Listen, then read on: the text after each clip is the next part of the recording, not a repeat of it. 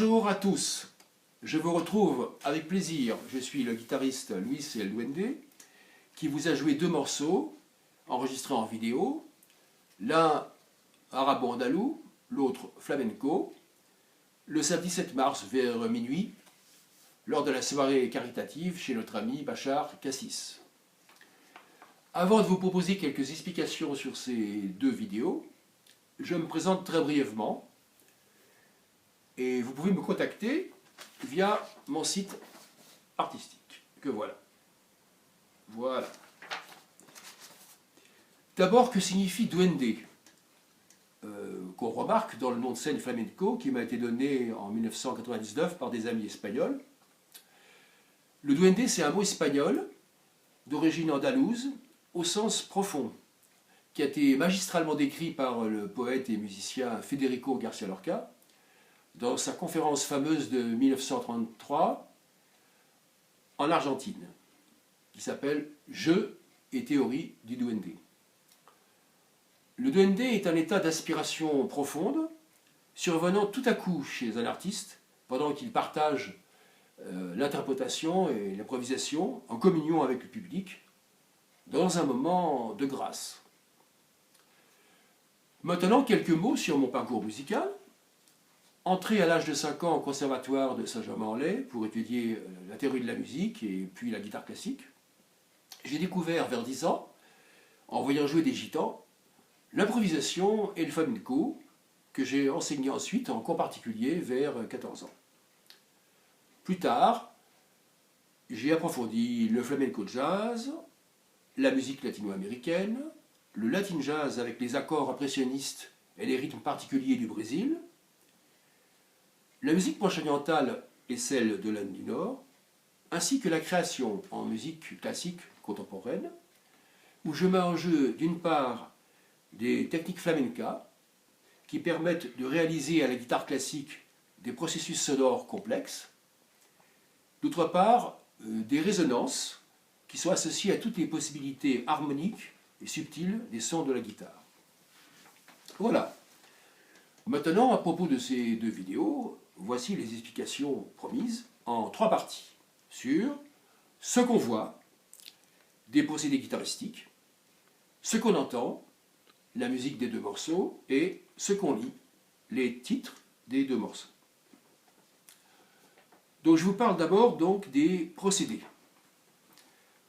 De 2 sortes de procédés, procédés mélodiques et procédés rythmiques. Alors il y a toute une liste de procédés mélodiques particuliers. Il y a le tremolo, qui est utilisé en guitare classique et en flamenco. Il prolonge une note au cours du chant d'une mélodie à la guitare, grâce à une succession de répétitions rapides de cette note avec l'index, le majeur et l'annulaire. Il y a ensuite comme procédé l'alsapois, nom espagnol. C'est un procédé d'origine très ancienne qui est issu du oud. Le oud, c'est le luth proche-oriental. Le pouce, utilisé comme un médiateur ou plectre, effectue en alternance des allers-retours très rapides, donnant un effet de tremolo, comme ceci. Et puis ensuite, le vibrato transversal. Il consiste à tirer transversalement du haut vers le bas la corde pincée par un doigt gauche, ce qui produit une légère augmentation de la fréquence du son, d'un quart de ton. C'est un micro-intervalle qui est courant en musique orientale. Après, je vous parle du vibrato longitudinal, celui qui est plus connu, utilisé en guitare classique, au violon, au violoncelle. Il consiste en une succession de bascules très rapides, alternées d'avant en arrière et d'arrière en avant, le long de la corde pincée par un doigt gauche. L'ondulation du son obtenu produit un effet d'émotion qui est analogue à celui produit par le vibrato d'un chanteur. Et je vous parle aussi, pour finir, du glissando, qui est en fait surtout utilisé dans la musique de l'Inde, mais on en parlera plus tard lors d'un entretien. Le glissando, il relie 2 notes entre elles en glissant continuellement de la note initiale vers le bas, le doigt gauche, il descend et il remonte de la note finale jusqu'à la note initiale de façon continue. Voilà, donc maintenant je passe au procédé rythmique avec percussion. Un qui est très typique du flamenco, c'est ce qu'on appelle le resgueado, qui consiste à attaquer l'accord avec plusieurs cordes à la fois. Les doigts de la main droite sont complètement indépendants.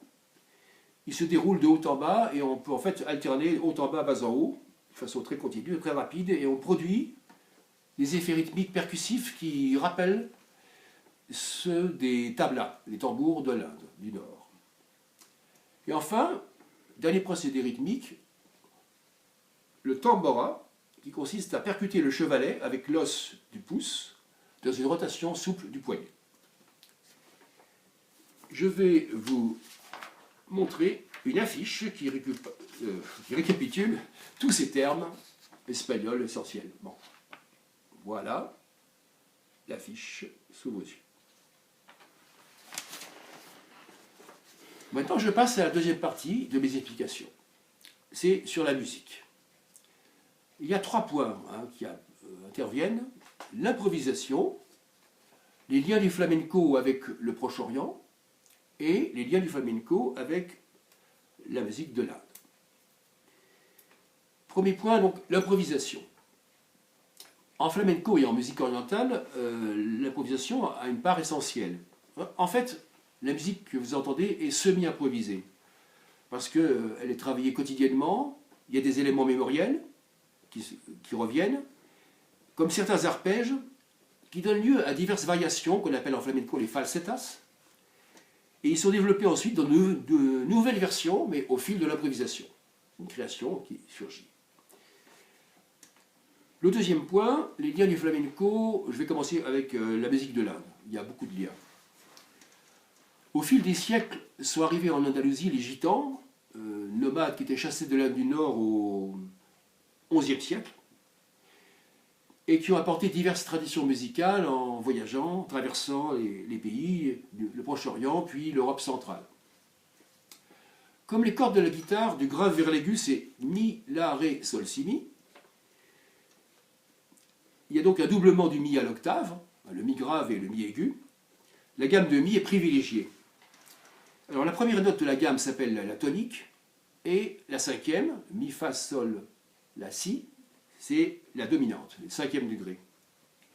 Eh bien, dans la musique de l'Inde, on entend tout le temps la dominante et la tonique, parce qu'on doit arriver à ce que chaque note puisse être perçue dans son rapport d'intervalle avec ces deux notes de base, tout le temps.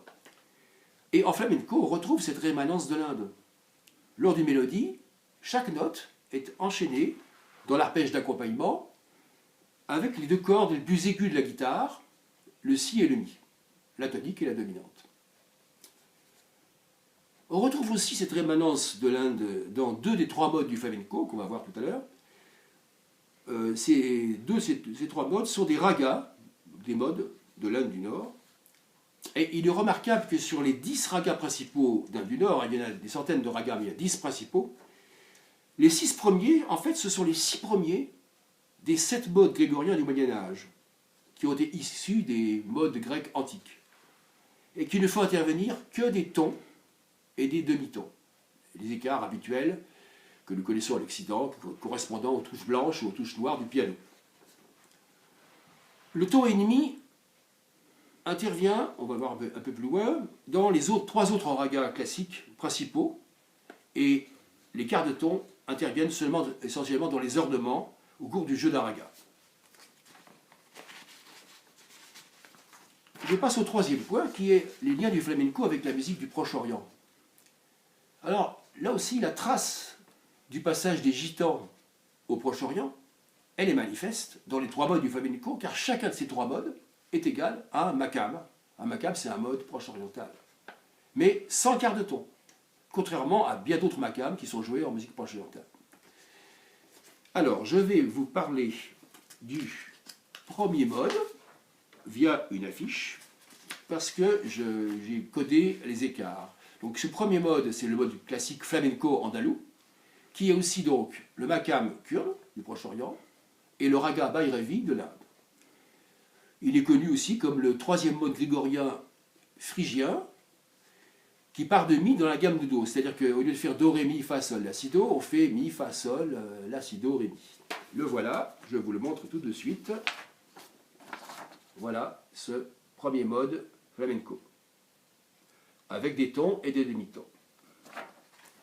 Et puis ce mode flamenco admet deux variations orientalisantes. Donc ça va être le deuxième mode, première variation orientalisante, qui est, comme je l'avais annoncé tout à l'heure, aussi un makam qu'on appelle le makam Hijaz Nahawan.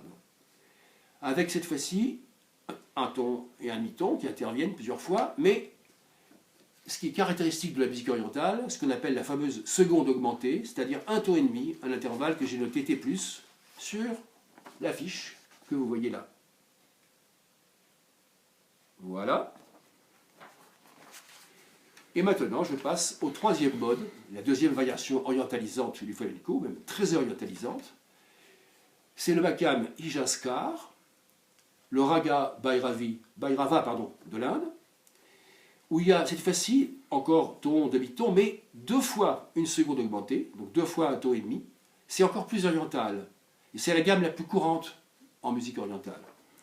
On l'appelle aussi le mode byzantin, et même le mode gypsy, gitan. En réalité, il y a un mode tzigane qui est plus connu, mais j'en parlerai plus tard. Voilà, je vais vous montrer l'affiche de ce troisième mode flamenco, qui se joue soit avec la tonique Mi, comme les deux autres, soit avec la tonique La. Voilà l'affiche correspondante. Voilà. Et je passe à la troisième partie, qui consiste à vous parler des titres de deux morceaux qui ont été choisis, pas du tout par hasard, bien sûr.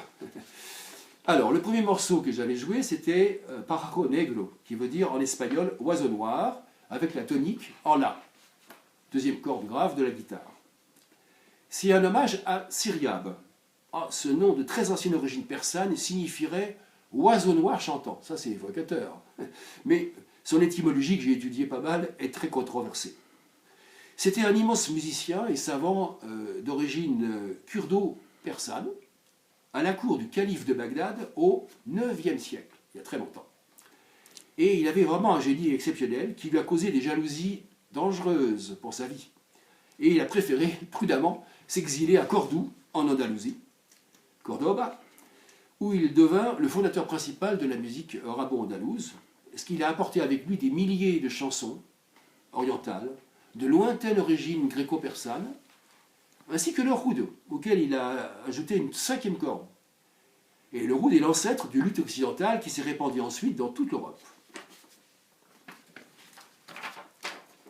Alors Siryab, je dirais encore quelque chose sur lui, parce qu'il a accompli bien d'autres réalisations artistiques majeures. C'était un personnage assez extraordinaire.